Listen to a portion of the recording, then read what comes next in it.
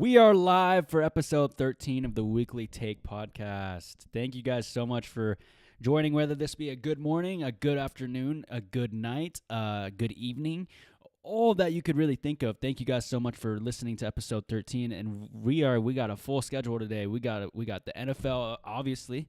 We got the NFL playoffs, wild card weekend coming up. This is going to be a big NFL day.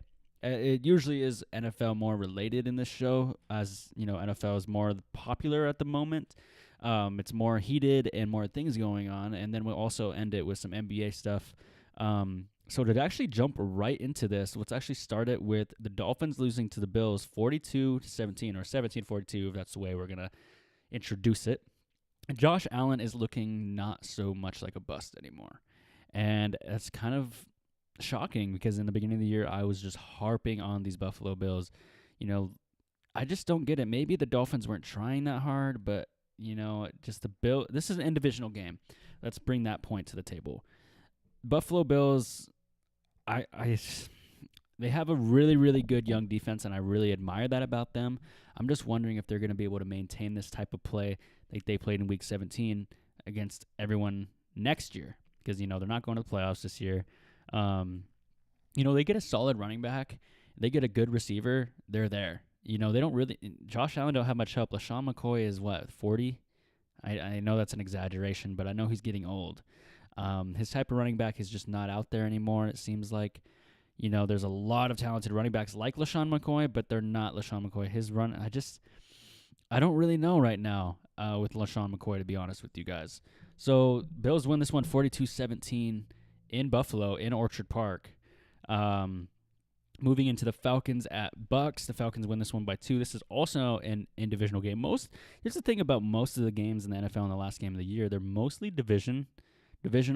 Actually, now that I look at it, I actually do think every game is divisional.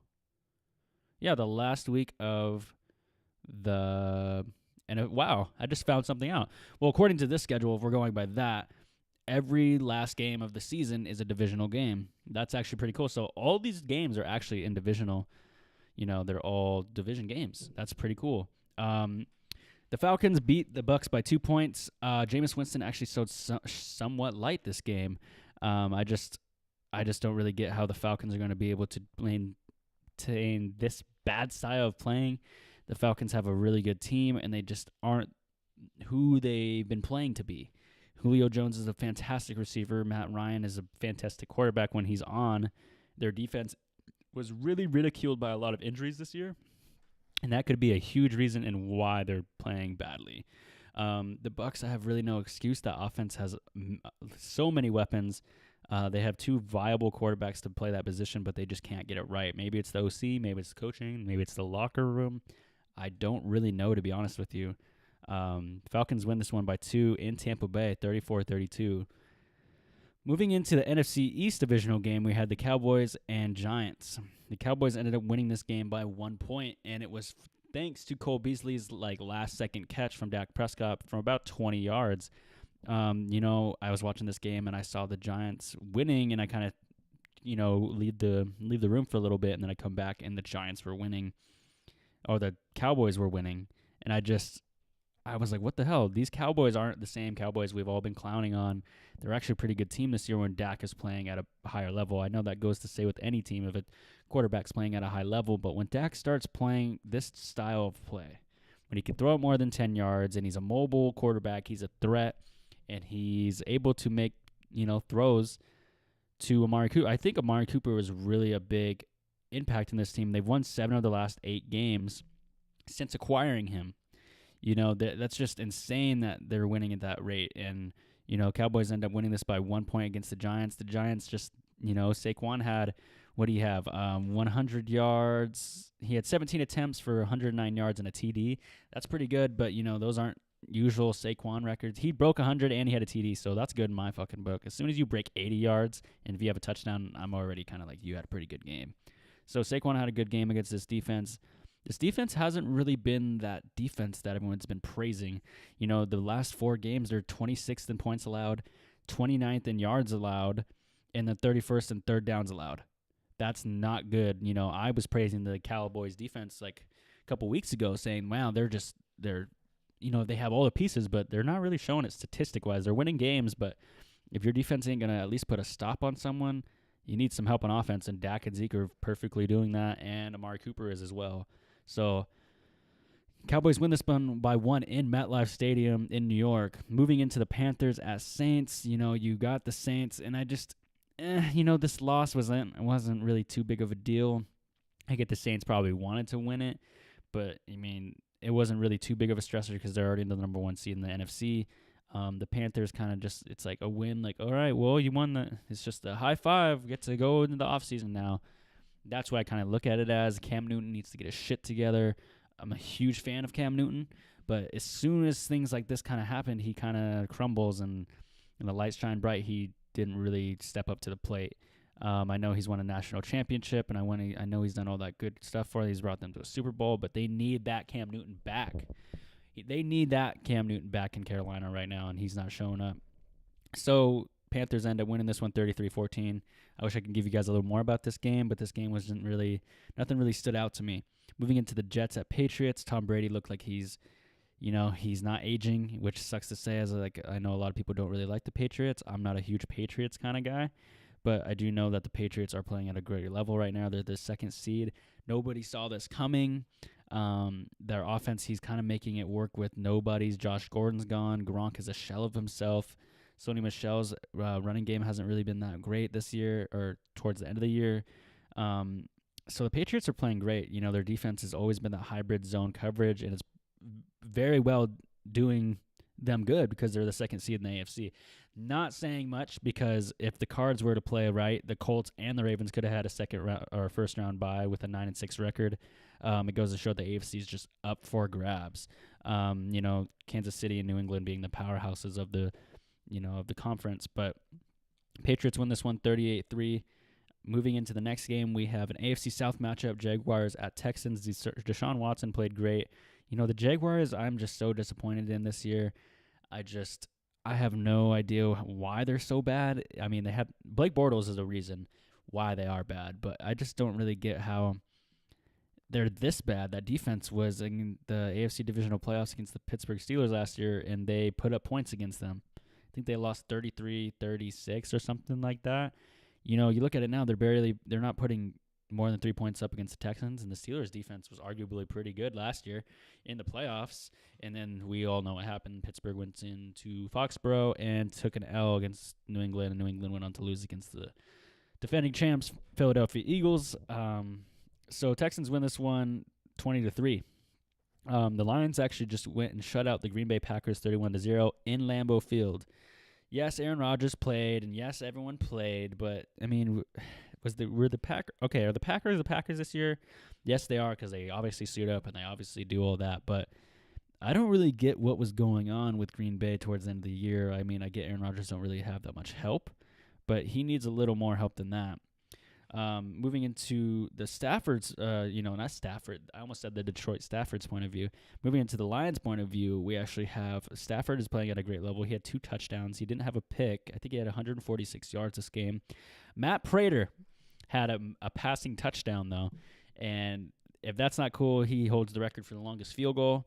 Legatron, they like to call him, threw for a touchdown, and that was a big fucking psych to Green Bay. They had no idea that one was coming. So the Lions actually finished the year off with a good high five to end the season. And maybe next year they'll make the NFC North a bigger race next year because Chicago is going to be good.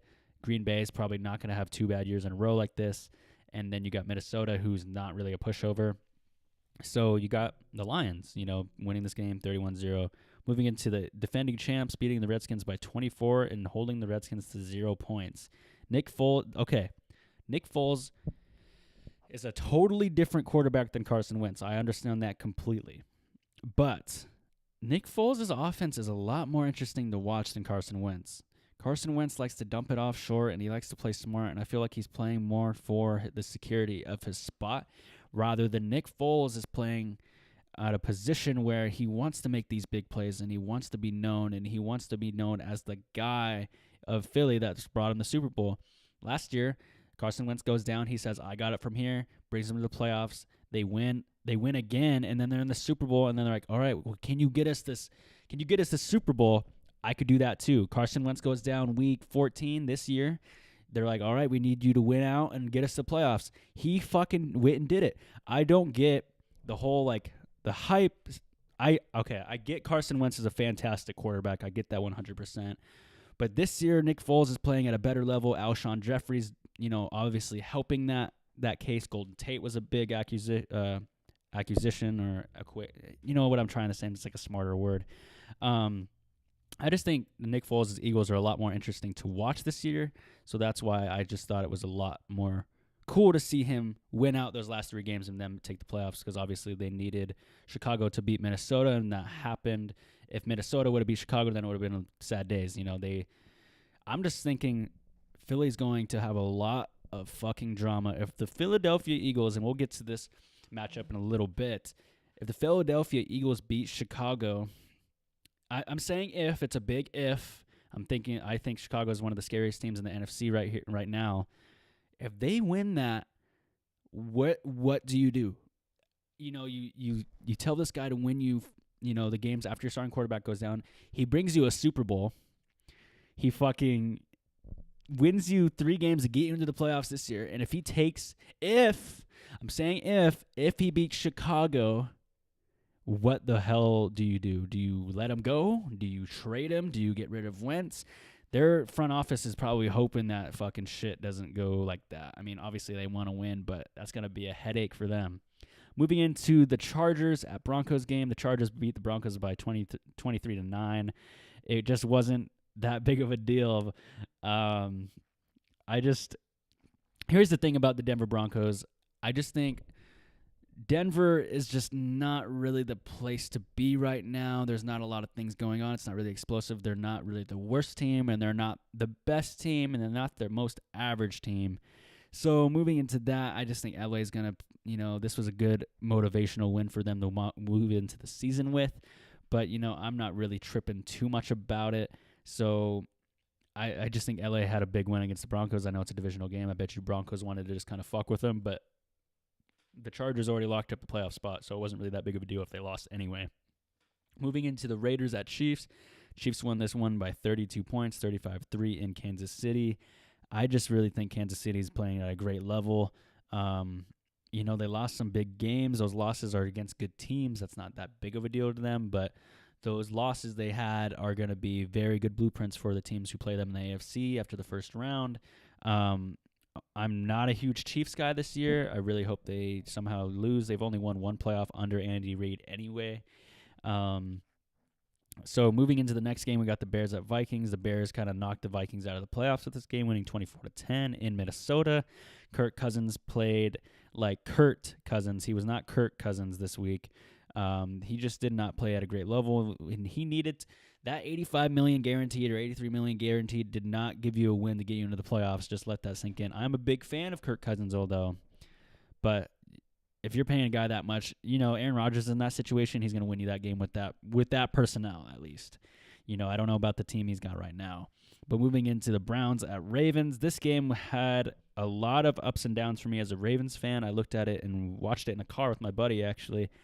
And the defense did not look too great at all. Baker Mayfield he averages 3 touchdowns against the Ravens this year. It's going to be a crazy division next year. Baltimore wins this one by 2 in front of their home crowd. Baker played all right. Not all right. He played great. Actually, no, he didn't. He threw 2 picks. Yes, the 3 touchdowns are a big thing, but he also threw 2. He gave the team the ball 2 times, and those 2 times we capitalized. We either picked it off and won the game, or we went and scored off of it. Those 3 it's like they teeter-totter back and forth. So, I mean, he played all right. That I am justifying as all right. Lamar looked good. He could have had 4 rushing touchdowns if they weren't taken back. Moving into the next game, we had 49ers at Rams. Rams won this one 48-32. The 49ers were trying. They have a good team, but it's just they were obviously just outplayed, outskilled, outmatched, the Rams are a great team, and I just didn't think the 49ers would do it. Gurley's playing at a fantastic level. Even though he didn't play this last game, I just, the Rams are a good team going into the playoffs, and people should be scared of them because they could flip a switch. I know they're not that explosive, but if they're putting up 48, regardless of who you're playing in the NFL, that's a lot. They scored the most points this week. Moving into the Bengals at Steelers. Steelers won this game, but it doesn't really matter. They did not go to the playoffs, neither did the Bengals. Steelers could have made the playoffs with the Baltimore loss and they win, or a tie of the Colts and Tennessee, and that did not happen. So, here's the thing about the Steelers. AB needs to quit his complaining, and I see he's liking all these things on Insta with Jarvis Landry and Le'Veon Bell. Maybe they go to Cleveland, and maybe they bring their drama there. But, dude, in a must-win game, do you see Julio Jones saying, I'm not playing? Do you see Darius Leonard of the Colts going, oh, this is a must-win game? I'm not going to play. Andrew Luck doing that? No, that is not leadership. And people will be saying, AB's the leader behind that team because Big Ben's not that vocal. Okay.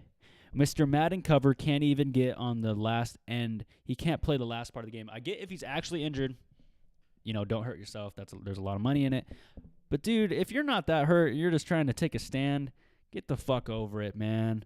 So AB sits out, and I think the whole team just kind of just said, all right, well, we'll do it without him. And all the off-field drama is really hurting that locker room. I can obviously tell as a Ravens fan, as a football fan, as an AFC fan, AFC North fan. The Steelers win this one by 3, but although it did not get them into the playoffs. Moving into the Cardinals at Seahawks, the Cardinals actually did all right. Larry Fitzgerald had a nice one-hand grab. Seahawks showed some vulnerability on the defensive side. Russell Wilson, kind of stalled a little bit for a second, but he's the reason one of the main reasons why they ended up winning this game. That defense played great towards the end. Seahawks win this one 27-24 in Seattle. If they play like that against the Cowboys this week, it is not going to go that great. Moving into the Colts at Titans. Colts just look like a better team. That defense looks young. The Titans needed Mariota. They had a fucking backup quarterback in. I didn't really, expect them to win too much, but the Colts end up winning this one 33-17. Luck's playing at a great level. That running game is going very good with Mack and Hines. T.Y. Hilton's obviously a person you have to respect getting the ball.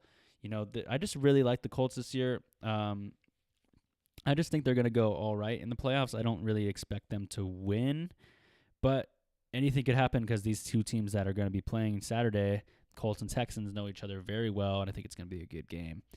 That actually leads us into Wildcard Weekend. Colts at Texans. What are the headlines going into the game, you say, Dom? I say the big headlines to look at is Andrew versus Watson. Deshaun Watson's playing at a great level towards the end of the season, or these are the last 8 games he's been doing pretty great. Andrew Luck, comeback player of the year, almost basically locked up. J.J. Watt could win it.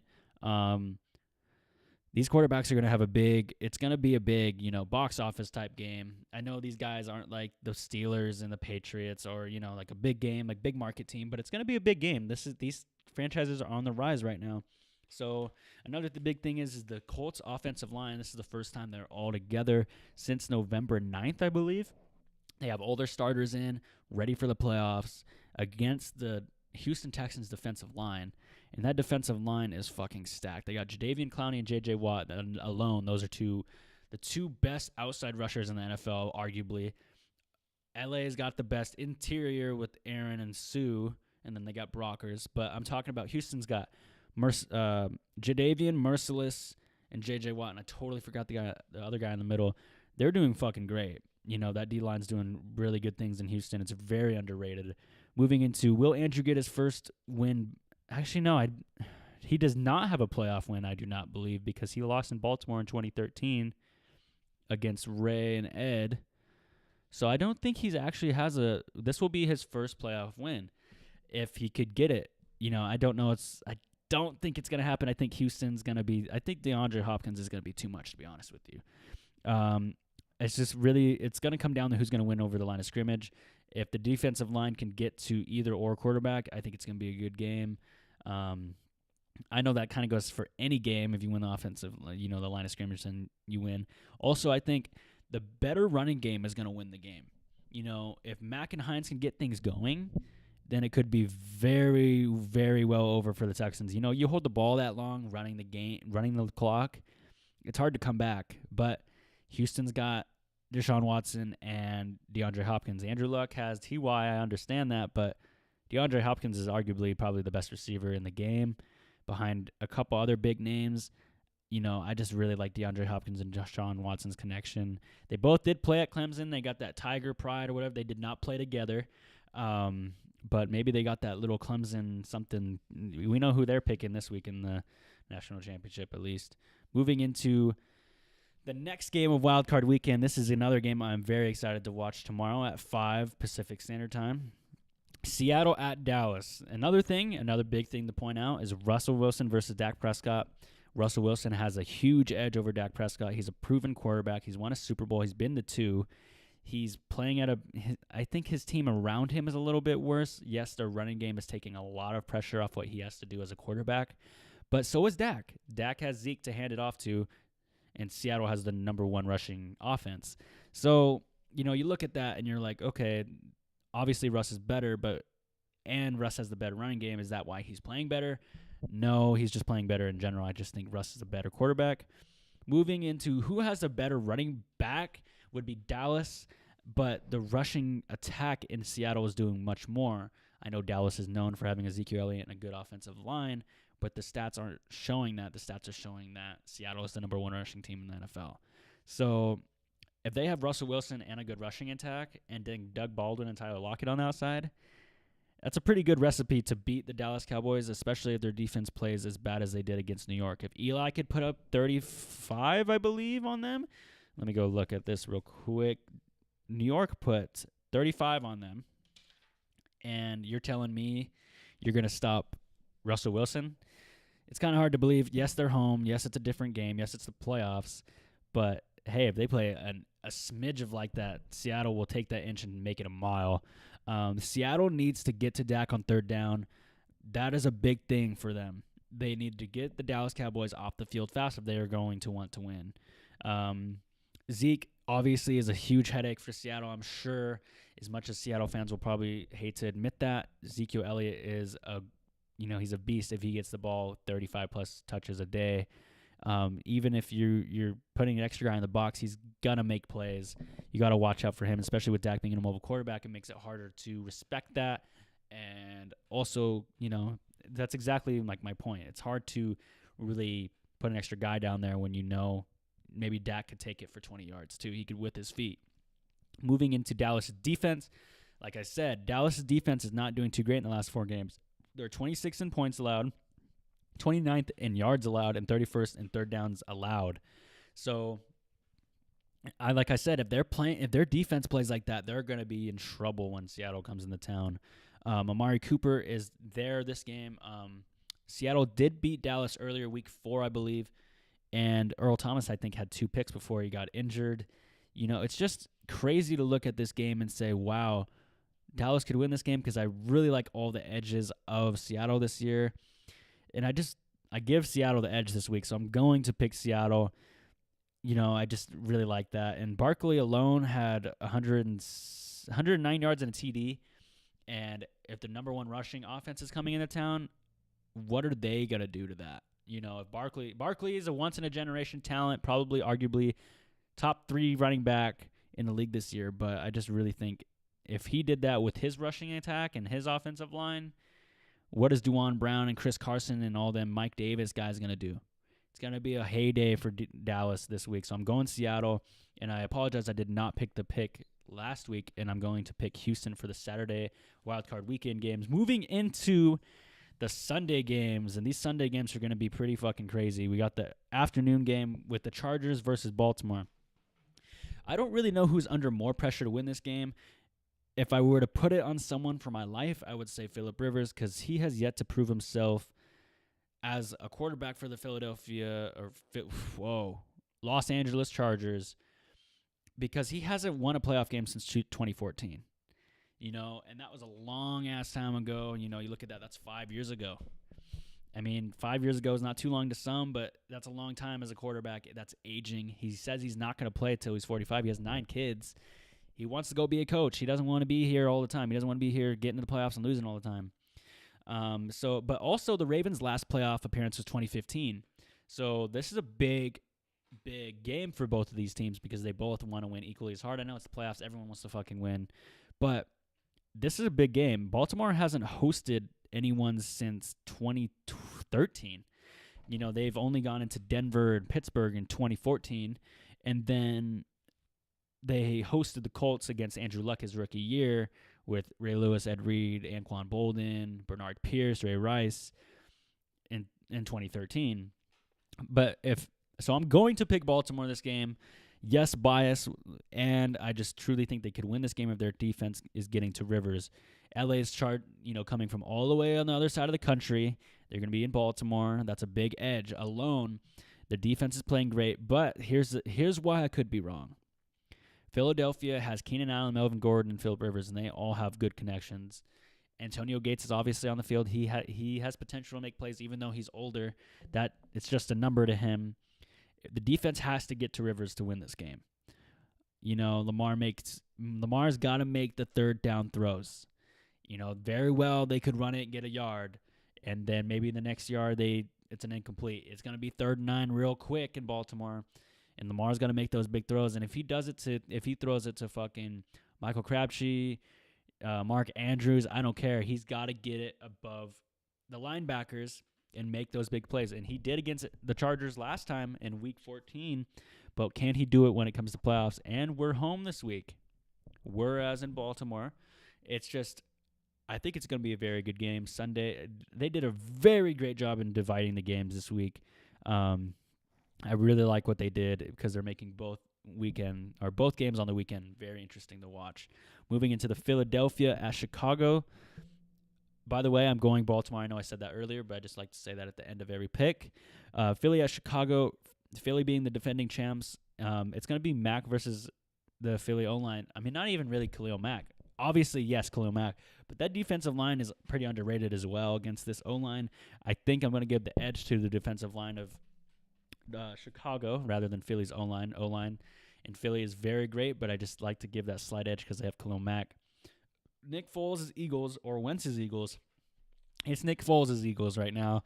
And if he wins this game, like I said earlier on this podcast, it is Nick Foles' team. You guys need to figure out what you're doing with Carson Wentz.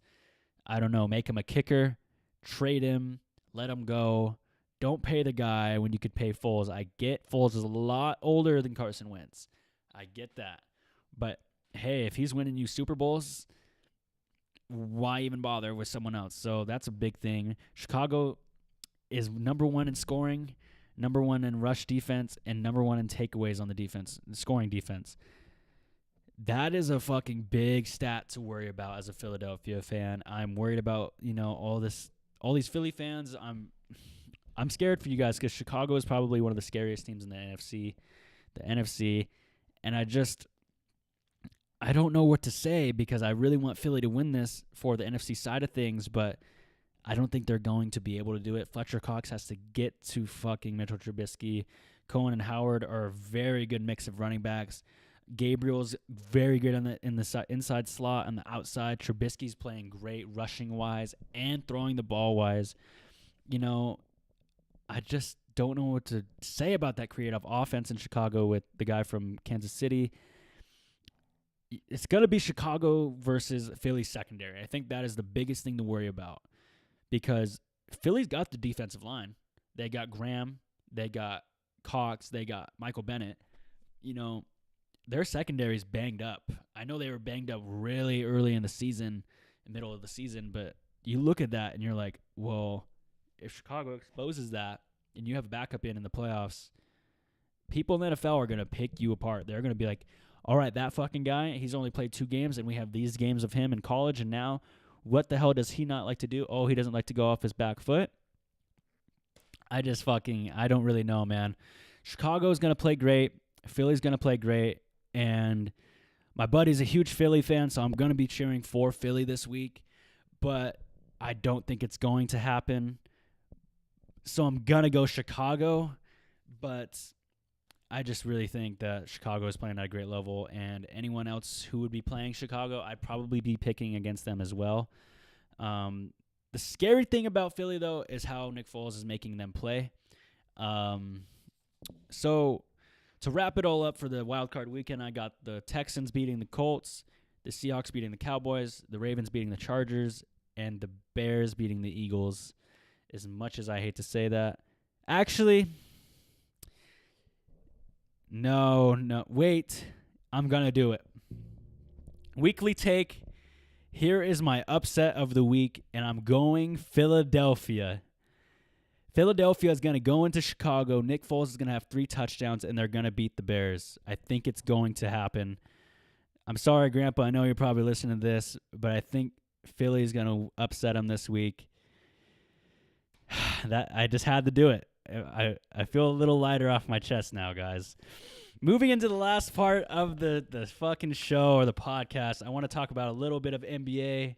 And I know I got some live people in here listening and saying what up. NBA power rankings, let's talk those really fast. Milwaukee's actually the number 1 rated team in the power rankings right now, with Denver, OKC, Indiana, with Houston below that. And I think it's just a little bit upsetting to not see San Antonio on there after that whooping in A&T Stadium, A&T Center. Spurs and I don't get it. The Spurs are slept on countless of years, every year. Greg Popovich is a great coach. I don't get why they're not getting the recognition they deserve. But to digress into the Kawhi thing, the Spurs did a very good job of, saying their goodbye to Kawhi and that whole legacy stuff. That was really cool. You can't stop the boo birds in San Antonio. The people are going to boo, but the organization did a great thing. Greg Popovich did a great thing. I'm happy for Kawhi because I'm a huge Kawhi fan, whether he be in Toronto, whether it be in San Antonio. And I know a lot of other Spurs fans think differently, but I think they handled it very well. He won us a championship. Thomas is actually in here on the Instagram live. And he won him a championship. He brought you to another championship. He basically single-handedly beat the Houston Rockets that year. I know that because I had a bet with this guy against the Spurs and Rockets, and he basically won him that series. LaMarcus Aldridge was a huge help. Manu Ginobili was a huge help. But, I don't think it's right to boo the guy. I get why people are doing it because he did kind of quit on the Spurs. Nobody's ever seen anything like this in sports. This was like the first time anyone's really done it the way he did it. He just wanted a second opinion on his injury, and he felt like he wasn't really getting respected. I get it. When in that kind of thing, you gotta need people surrounding you, making you better, and they weren't making him that better. Moving into the last part of the show, let's just talk about LeBron's injury and how that's actually hurt the Lakers. This is kind of a moment. But I just really think without LeBron, it's showing the Lakers' true colors. Lonzo is playing at a great defensive level, not so much the offensive. I just really think the Lakers need to make a move. I think the trade deadline is almost coming up. I think it's like in April. No, it's in March. The Lakers need to make a splash, man. They're not going farther than the first round with the roster they have. I could very well be wrong because LeBron can. If you're the 8 seed with LeBron, you could basically almost beat the number 1 seed the way he knows how to win. I just really think they need to get either Anthony Davis. They need to maybe take Jimmy Butler from L.A. Go get him because he's obviously not fucking doing good in Philly. So bring him to L.A. That would be a good splash, Maybe I don't really know who else they would need. Anyone, to be honest. They can go get John Wall. They can get Mike Conley from Memphis, even though Memphis is holding on to Mike Conley as hard as they fucking can. But, people leave. So, Hazonia, he could come in. You're a dork, my guy. But that is actually all I got for you guys on episode 13 of the Weekly Take podcast. Thank you so much. Next time we will be going live again on Instagram. Go check that out and be part of the show. We're going to actually implicate questions part show next week. I'm going to be trying to get a guest in next week, whether that be one of my buddies. I have 2 people that could possibly have on the show. I'd love to have you guys watch that too. Be sure to check out Weekly Take on Instagram @Weekly Take. And thank you guys so much for listening. Have a great one.